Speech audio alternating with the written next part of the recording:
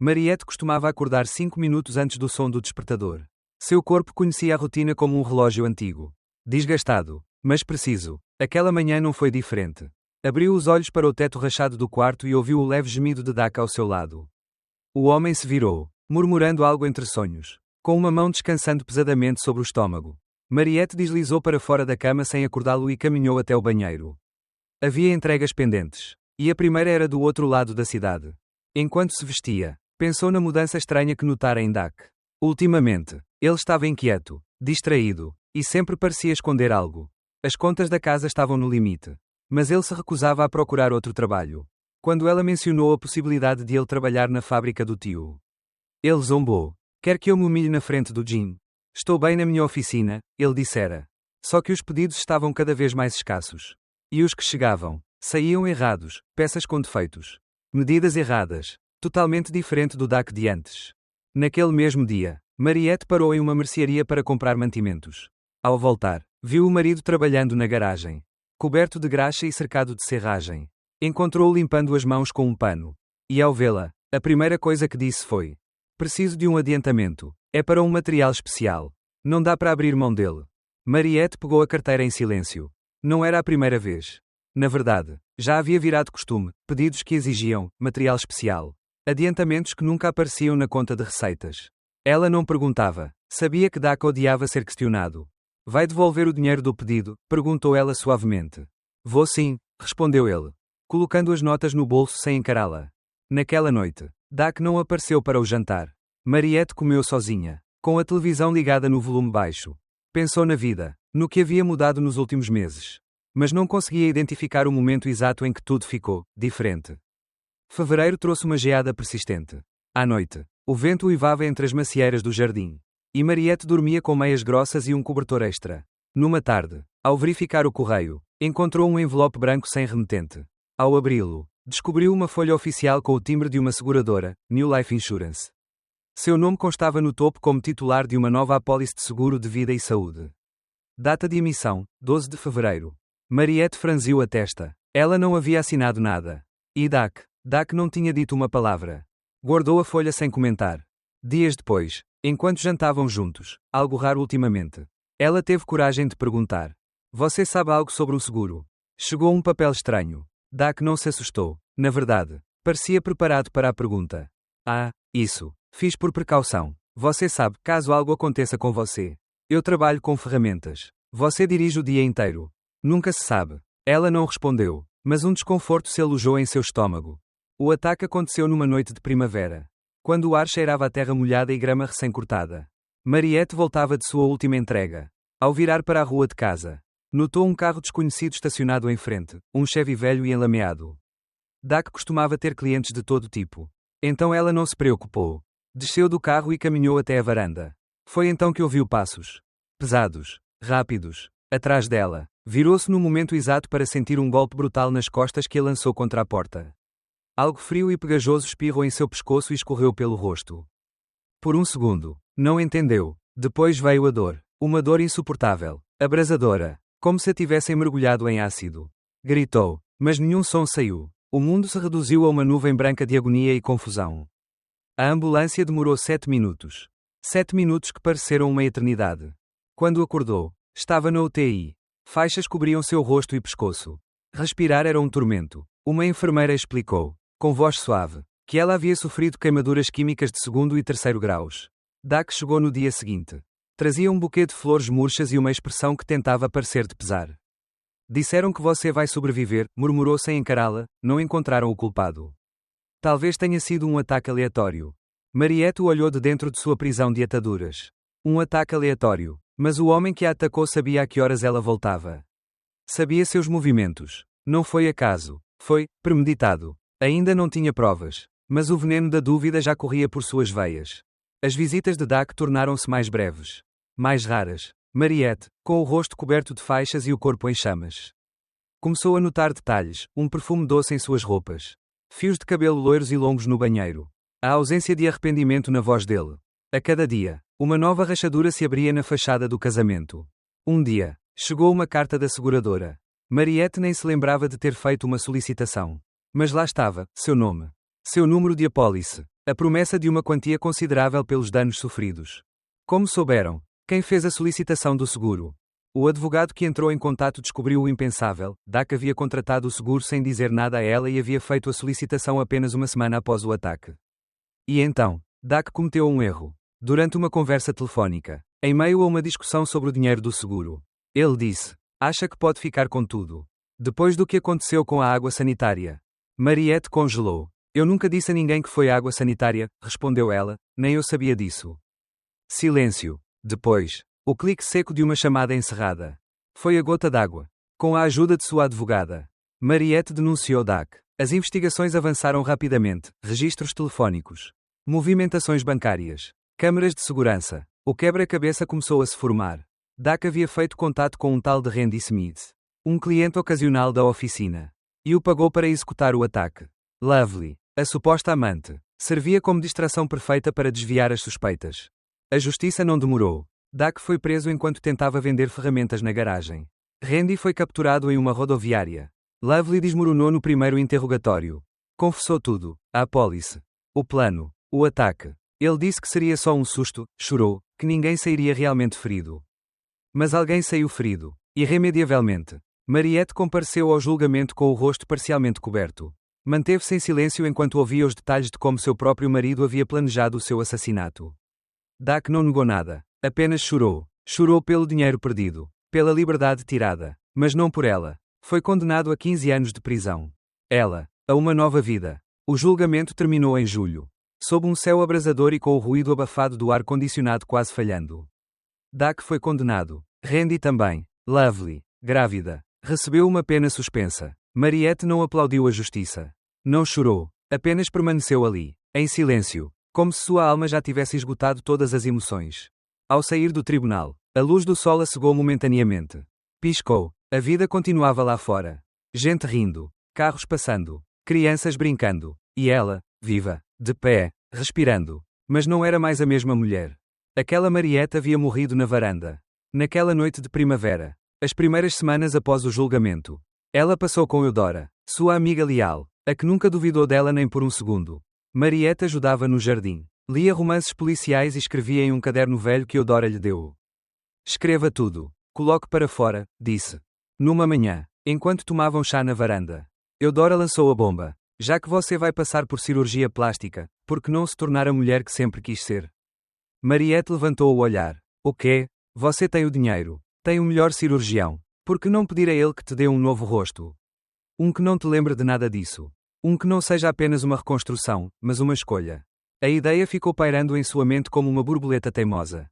Setembro. Clínica estética privada. O Dr. Hendricks, um homem mais velho de voz suave, examinou suas cicatrizes por mais de uma hora.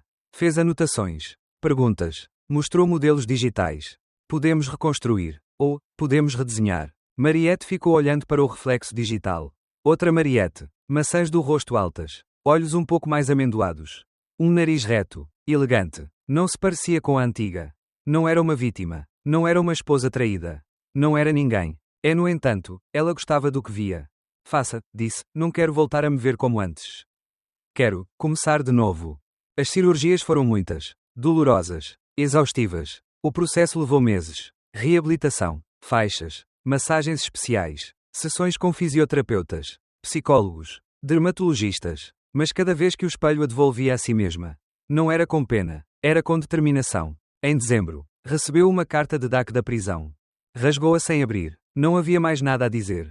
O passado estava enterrado, e ela não estava disposta a desenterrá-lo nunca mais. Janeiro. Última cirurgia. 6 horas sob anestesia. 14 dias na cama. 3 semanas de recuperação. Quando tiraram os curativos, Mariette tremia. O Dr. Hendricks lhe entregou um espelho.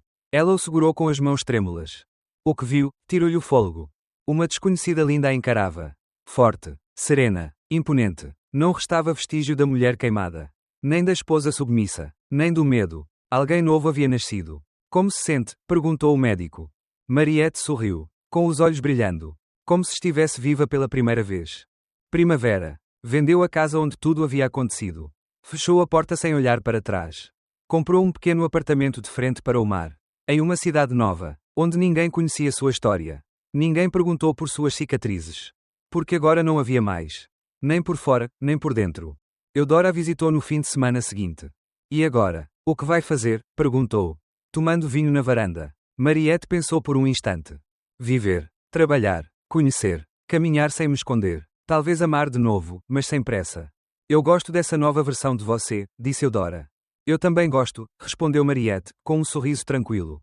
Na última noite antes de se mudar, Mariette se sentou na varanda do jardim de Eudora e contemplou as estrelas. Pensou em tudo o que havia sobrevivido. Em tudo o que havia deixado para trás. E em tudo o que ainda a esperava. O ar cheirava a jasmim e esperança. Dizem que não há mal que não traga um bem.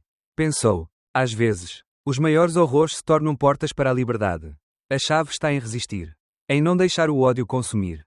Em acreditar que se pode recomeçar. Mesmo a partir das cinzas. Mariette entrou no carro no dia seguinte. No espelho retrovisor, uma mulher desconhecida, forte, valente, irreconhecível, devolveu o olhar. A estrada se abria brilhante sob o sol da primavera.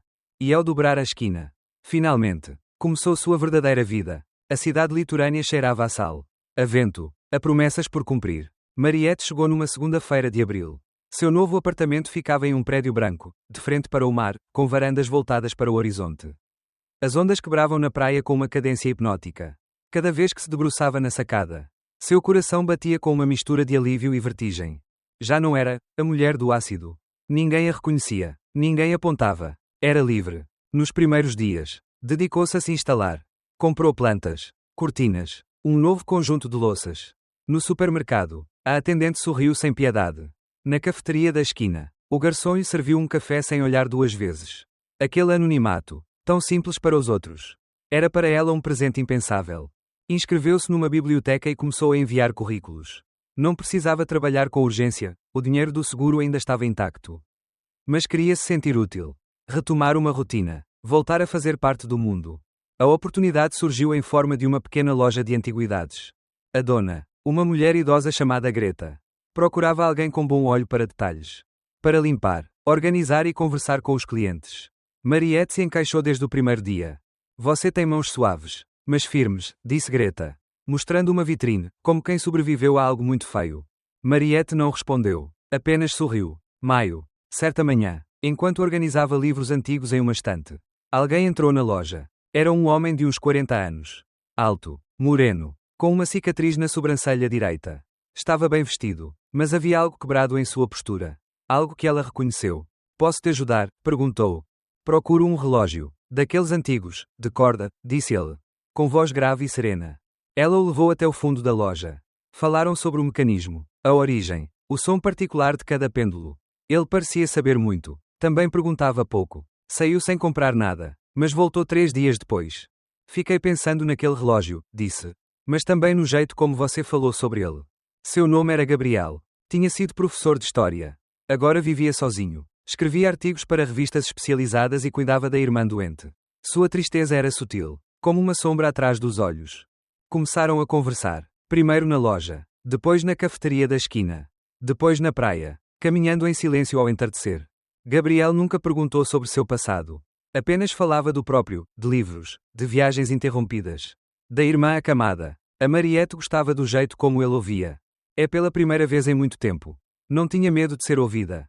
Junho. Numa tarde, Mariette voltou do trabalho e encontrou um envelope branco sob sua porta. Sem remetente. Ao abri-lo, suas mãos tremeram. Dentro, havia apenas uma foto, ela e Gabriel, caminhando na praia, e uma frase escrita com tinta vermelha. Tão rápido esquece o fogo. Seu primeiro impulso foi correr, empacotar, desaparecer. Mas não. Dessa vez, não. Foi direto à polícia. Mostrou a foto. Contou o básico. Ofereceram proteção. Revisão das câmeras de segurança. Nada conclusivo. Mariette não podia provar quem a observava. Essa noite, dormiu com uma cadeira travando a porta. Os dias seguintes foram um turbilhão. Gabriel percebeu a mudança. Está tudo bem? Perguntou, enquanto ela mal tocava no café. Tem, alguém, sussurrou. Acho que alguém está me seguindo. Me vigiando. Ex-parceiro. Alguém do passado. Mariette hesitou. Confiava o suficiente nele. Meu marido tentou-me matar, disse por fim. Foi condenado. Mas pode haver gente solta. Gente que o ajudou. Ou que acha que levei algo que não merecia. Gabriel não fez perguntas. Apenas segurou sua mão. Estou aqui. Julho. Chegou outro bilhete. Desta vez, com uma cópia do laudo médico original. Um que apenas DACA ou seus advogados poderiam ter. A pele sara, mas o passado não esquece. Mariette sentiu o ar sumir do peito. Gabriel insistiu em acompanhá-la à polícia. Fizeram uma nova denúncia. Ativaram um protocolo de ameaça pessoal. Reviraram ligações. Contas bancárias. Nada. Mas alguém a observava. Ela sabia. Ela sentia. O passado havia voltado por ela. Não DAC, ele ainda estava preso. Mas alguém ligado a ele. Randy, algum desconhecido do antigo círculo. Alguém que nunca foi capturado. Certa noite, da varanda, viu um carro preto estacionado em frente ao prédio. Faróis apagados. Sem se mover. Quando desceu, já não estava lá. Agosto. Numa manhã, Gabriel não apareceu. Tampouco respondeu mensagens. Nem atendeu o telefone. Mariette foi até o apartamento dele. A porta estava trancada. A irmã, em silêncio, preocupada, chamou um chaveiro. Ao entrar, encontrou o apartamento vazio, limpo demais, como se ninguém tivesse vivido ali. Apenas um bilhete sobre a mesa da sala. Você não pode confiar em ninguém. Mariette caiu de joelhos. A polícia demorou a reagir. Gabriel não tinha antecedentes. Não aparecia em registros. Nem sequer parecia ter documentos reais. As contas estavam zeradas. O nome, falso. Ele estava-me vigiando desde o início, murmurou, abraçando a pasta com seu prontuário médico. Eudora, que chegou imediatamente, a envolveu num abraço. Não sabemos quem ele é, nem o que queria. Mas sabemos disso, você não vai recuar. Mariette sentiu, o olhar firme. O fogo deixara cicatrizes. Mas também lhe deram uma armadura.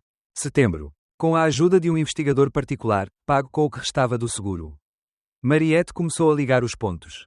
Descobriu conexões entre antigos conhecidos de DACA e nomes novos. Uma rede que ainda operava. Lucrando com seguros. Identidades falsas. Ataques encomendados. Gabriel, se esse era mesmo o nome dele, fazia parte disso. Um rosto bonito. Uma isca. Talvez enviado para roubar algo. Talvez para destruí-la por dentro. Mas falhou. Outubro. Mariette olhou-se no espelho. A mulher que a observava tinha um rosto novo. Sim, mas também um olhar endurecido. Inquebrantável. Saiu de casa com a bolsa sob o braço. Cheia de documentos, fotos, depoimentos. Ia rumo à promotoria. A história ainda não havia terminado. Mas desta vez, ela não era a vítima. Já fazia 1 ano e meio desde aquela noite no alpendre. As estações haviam passado como páginas de um livro espesso e difícil de ler. Mas agora Mariette sentia que enfim se aproximava do último capítulo. Não porque fugisse do passado, mas porque aprendera a encará-lo sem que a queimasse. Vivia em paz em seu apartamento à beira-mar. Entre plantas aromáticas, estantes cheias de livros e o rumor constante das ondas. Escrevia todas as manhãs. O preço do silêncio, seu livro testemunho, se tornara um fenómeno inesperado. Era lido em universidades, citado em congressos, e cartas chegavam de toda a América Latina. Da França, de mulheres em cidades remotas que lhe confessavam: obrigada, você deu palavras ao que eu não conseguia dizer. Mas o mais importante não eram as vendas. Era o eco, a consciência coletiva que, pouco a pouco, despertava. Junho. Um dia, recebeu uma carta sem remetente. Escrita com tinta azul e caligrafia irregular. Não sei se mereço que você me leia. Mas precisava dizer que sinto muito. Não pelo que fiz, porque já nem sei o que foi real e o que foi ordenado. Mas por ter feito parte de algo que te destruiu. Se algum dia quiser respostas, estarei aqui. A assinatura, Gabriel. Mariette segurou a carta por muito tempo. Sentiu muitas coisas ao mesmo tempo. Dor, raiva, tristeza, mas também compaixão. Porque, apesar de tudo, Gabriel não foi quem segurou a garrafa. Foi um peão, um traidor, sim, mas também uma vítima de algo maior que ambos. Ela não respondeu, mas também não destruiu a carta. Apenas aguardou, e seguiu com a sua vida. Julho. Eudora veio passar uma semana inteira. Passearam pelo calçadão, cozinharam juntas, assistiram a filmes antigos debaixo de cobertores macios. Numa noite, com uma taça de vinho na mão, Eudora disse: você tem noção do que fez? Criou uma nova vida com as mãos nuas. Das cinzas, literalmente. Mariette olhou, e sorriu. Sim, é pela primeira vez, acho que estou começando a gostar de mim. Ela não falava do rosto. Falava da alma. Agosto. Um turista apareceu na loja de antiguidades onde ela ainda colaborava de vez em quando. Era um homem tranquilo, com sotaque italiano. Procurava uma bússola náutica antiga para sua coleção pessoal. Mariette falou sobre o modelo. A história, sobre como os marinheiros a usavam para não se perderem na neblina. O homem escutava com atenção. E você? Perguntou com um sorriso suave, tem uma bússola? Ela demorou um segundo para responder. Agora tenho. Despediram-se com um aperto de mão. É ao partir. Ele lhe disse. Há pessoas que caminham pelo fogo, e não apenas sobrevivem, mas brilham. Setembro. Mariette começou um curso online para integrar uma rede internacional de apoio a vítimas de violência estrutural. Não falava de sua história. Não usava seu nome verdadeiro.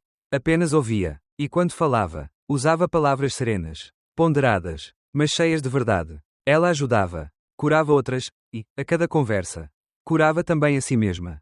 Outubro. Certo dia, enquanto se preparava para sair para caminhar, parou diante do espelho. Já não o evitava, já não o examinava com ansiedade.